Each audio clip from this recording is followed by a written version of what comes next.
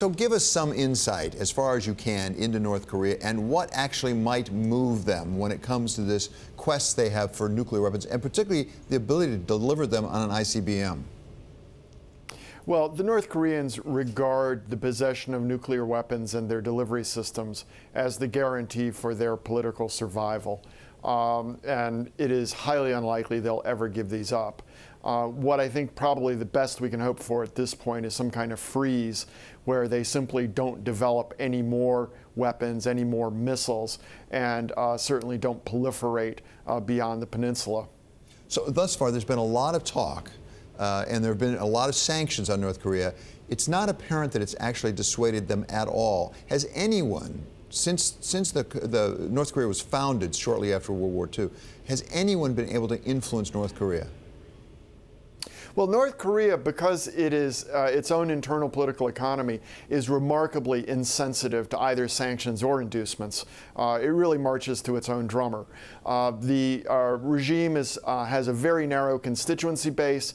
It doesn't take a lot of money to keep the elites and the military happy, and they're able, and it's a government that has very little accountability to the general population, so they're able to endure sanctions, and then when you try to provide them with inducements, the inducements don't make a lot of difference either if they require fundamental changes in policy or their internal political organization. So honestly, there's not a lot the outside world can do to change the path that they're on.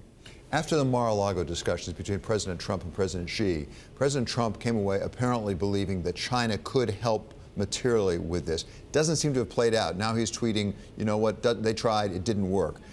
Can China really affect North Korea, or is that something of a myth? Well, if China were willing to accept an unstable North Korea or regime change in North Korea, of course China could affect things. China accounts for more than 90% of North Korea's trade. It is North Korea's primary supplier of oil, the marginal supplier of grain.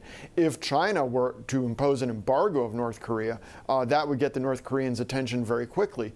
But the Chinese are not willing to risk the instability that that might bring. And so their revealed preference is they'd rather have a nuclear-armed North Korea than an unstable North Korea. They have the leverage. They choose simply not to use it.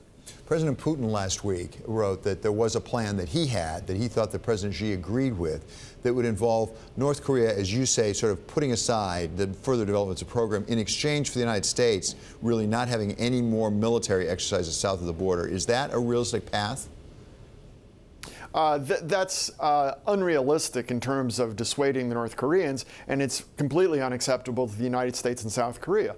The United States and South Korea have a mutual defense treaty. They engage in annual military exercises. This is well understood and well known. The difference is the North Koreans' activity is illegal. It's been condemned by the United Nations, including China and Russia, on multiple occasions. They're subject to multiple UN Security Council resolutions on this behavior. So in effect, you're trading a normal legal activity for something that's illegal. And that's something that the United States and South Korea are not willing to do.